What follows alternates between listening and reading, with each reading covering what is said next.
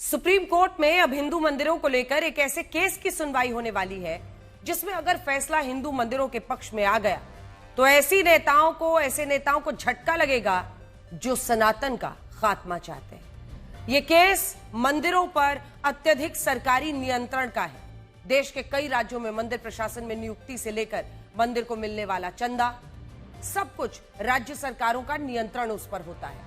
इसी मुद्दे को लेकर साल 2012 में धर्मगुरु स्वामी दयानंद सरस्वती ने तमिलनाडु, आंध्र प्रदेश, तेलंगाना, पुडुचेरी के हिंदू मंदिरों पर सरकारी नियंत्रण वाले कानूनों के खिलाफ एक याचिका दायर की थी। साल 2015 में स्वामी दयानंद सरस्वती की मृत्यु के बाद भी कई वर्षों तक इस केस पर सुनवाई चलती रही। साल 2025 में सुप्रीम कोर्ट ने याचिकाकर्ताओं को राज्यों की हाई कोर्ट में जाने के लिए कह दिया। अब सुप्रीम कोर्ट ने इन याचिकाओं पर दोबारा से सुनवाई करने का फैसला किया है। इसका अर्थ समझते हैं। सुनवाई का मतलब यह है कि अब एक बार फिर से तमिलनाडु हो, आंध्र प्रदेश हो, तेलंगाना हो, पुडुचेरी हो, हिंदू मंदिरों पर सरकारी नियंत्रण वाले कानूनों की संवैधानिक वैधता को चुनौती दी जाएगी। पूछा जाएगा कि आखिर मंदिरों पर सरकारी नियंत्रण क्यों होना चाहिए, सारा का सारा पैसा उधर क्यों जाना चाहिए। मंदिर में लोग चढ़ावा देते हैं, अपने श्रद्धा के हिसाब से देते हैं। हिंदू मंदिरों पर नियंत्रण को लेकर तमिलनाडु में हिंदू धार्मिक और धर्मार्थ बंदोबस्त अधिनियम है 1959 का। आंध्र प्रदेश और तेलंगाना में धर्मार्थ हिंदू धार्मिक संस्थान और बंदोबस्त अधिनियम 1987 है और पुडुचेरी में हिंदू धार्मिक संस्थान अधिनियम 1972 लागू है। अब ऐसे में क्या होता है, देखिए, आज मुख्य रूप से इन कानूनों के जरिए राज्यों के हिंदू मंदिरों के बोर्ड बनाए गए। ये बोर्ड मंदिर के कामकाज की निगरानी करते हैं। इन बोर्ड्स के जरिए मंदिर पर राज्य सरकार का नियंत्रण रहता है, क्योंकि ये जो बोर्ड बनाया जाता है मंदिर का, वो राज्य सरकार के अधीन रहता है। हिंदू संगठनों का तर्क है कि जब किसी अन्य धर्मों के धार्मिक संस्थान में सरकारी दखलंदाजी नहीं होती तो फिर हिंदू मंदिरों को राज्य सरकारों ने कानून बनाकर अपने नियंत्रण में क्यों ले लिया। भारत में मस्जिदों को जो चंदा मिलता है उस पर सरकार का कोई नियंत्रण नहीं है। किसी भी राज्य की सरकार ये नहीं कह सकती कि वो मस्जिदों को होने वाली आय का कुछ हिस्सा विकास कार्यों पर अब खर्च करेगी।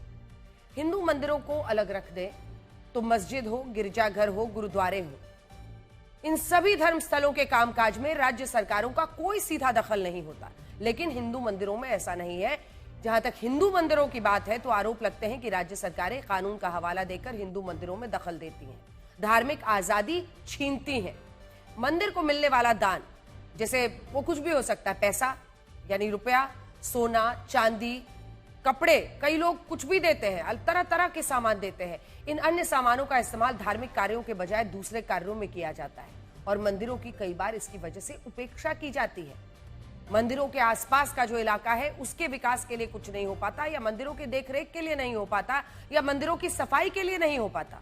मंदिरों की संपत्ति के रिकॉर्ड में धांधली की खबरें आती है। सरकारी नियंत्रण होने की वजह से मंदिर की जमीनों, मंदिर की संपत्ति ताकतवर लोगों द्वारा कब्जा कर ली जाती है।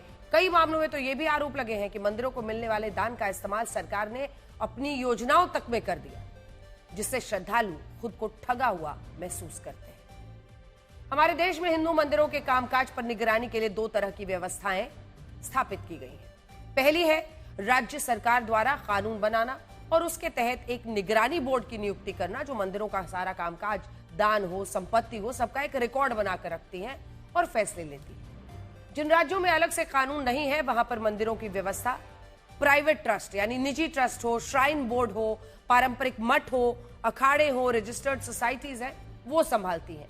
इस व्यवस्था में राज्य सरकार एक संरक्षक के तौर पर काम करती है, जिसका मुख्य काम इन ट्रस्ट और श्राइन बोर्ड्स की व्यवस्था को बनाए रखना है। माना जाता है कि तमिलनाडु, आंध्र प्रदेश, तेलंगाना, पुडुचेरी में जो कानून है वो हिंदू मंदिरों के कामकाज में राज्य सरकारों को ज्यादा अधिकार देते हैं। इन राज्यों की सरकारें मंदिर के कामकाज में सीधे दखल दे सकती हैं। बोर्ड के ट्रस्टी के तौर पर मनपसंद व्यक्ति की नियुक्ति कर सकती हैं। मंदिर प्रशासन की कभी भी जांच कर सकती हैं। मंदिर को मिलने वाले दान और खर्च की निगरानी कर सकती हैं। और तो और कई मंदिरों में एग्जीक्यूटिव ऑफिसर की सीधी नियुक्ति भी कर सकती हैं। इसके अलावा हर साल इन राज्य सरकारों को मंदिर को मिलने वाले दान का एक बड़ा हिस्सा भी मिलता है।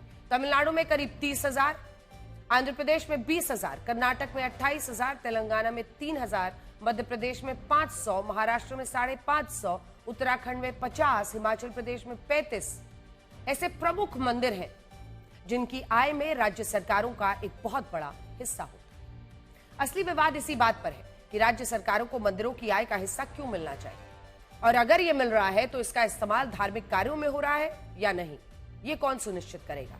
24 जुलाई से अब सुप्रीम कोर्ट तय करेगा कि राज्य सरकारों का हिंदू मंदिरों पर नियंत्रण होना चाहिए या नहीं, और अगर नियंत्रण नहीं अगर होना चाहिए तो किस हद तक।